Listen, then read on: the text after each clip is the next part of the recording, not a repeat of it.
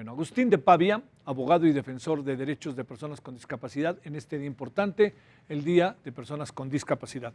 Agustín, gracias que andas por ahí. ¿Cómo estás? Buenas noches. Muy buenas noches, ¿qué tal? ¿Cómo hablar de un día como el de hoy, entendiendo que se permite hacer un alto en el camino, aunque esto exista los 365 días del año? Precisamente por eso el 3 de diciembre es un Día Internacional de la Persona con Discapacidad, para que la sociedad haga un alto en el camino de cómo está la situación de discapacidad.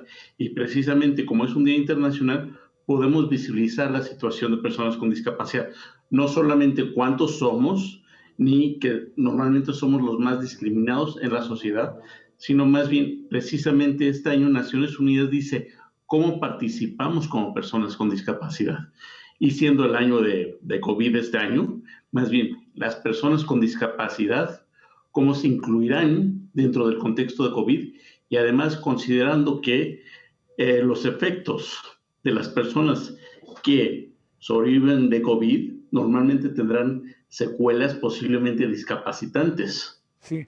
Oye, a ver, inevitablemente, Agustín, déjanos pensar en números, números que son personas, ¿eh? ¿Cuántas millones de personas habrá con discapacidad en nuestro país? En nuestro país, aproximadamente son 7% de la población. Entonces, estamos hablando como entre 7 millones y 8 millones de personas. Sin embargo, que son las personas que efectivamente, sin los apoyos, sin la accesibilidad, nuestra vida se nos complica. Sí. El otro porcentaje, estamos hablando que la accesibilidad puede ayudar a todos, y estamos hablando casi de 15 millones de personas, que la accesibilidad, las acciones de inclusión ayudan a todas las personas. Claro. Segundo, a ver, otro asunto que uno se pregunta mucho respecto a esto. ¿Hay un programa de política pública, de gobierno, que pueda permitir a las personas con discapacidad poder tener facilidades en sus vidas? ¿O en eso estamos, abogado, de manera, para decirlo claro, muy lejanos? Qué buena pregunta.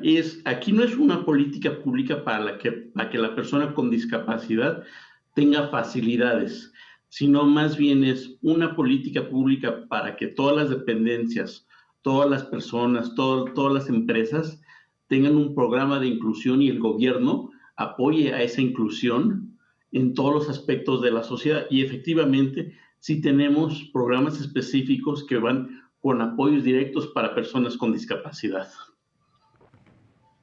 Dicho de otra manera, bien en el tema no estamos, ¿no? Pongamos de nombre y apellido, ¿o no, Agustín?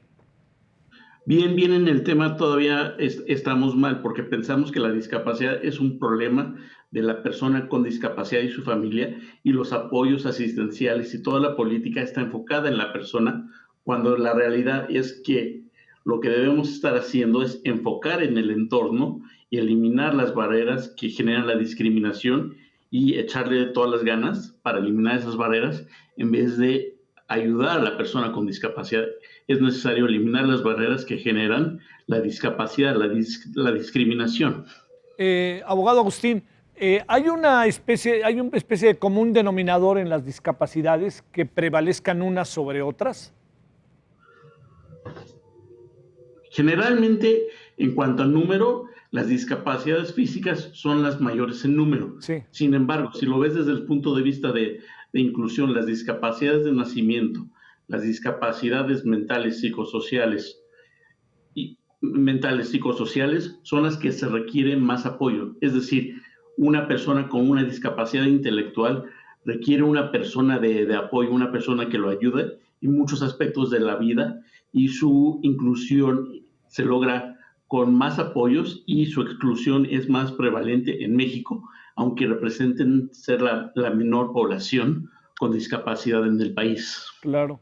¿Cómo nos comportamos en la sociedad con las personas discapacitadas, abogado?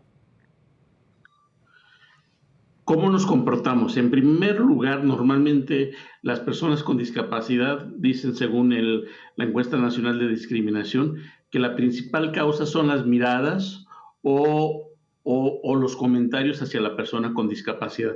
El otro problema es de que la sociedad no informa de los servicios que tiene la persona con discapacidad.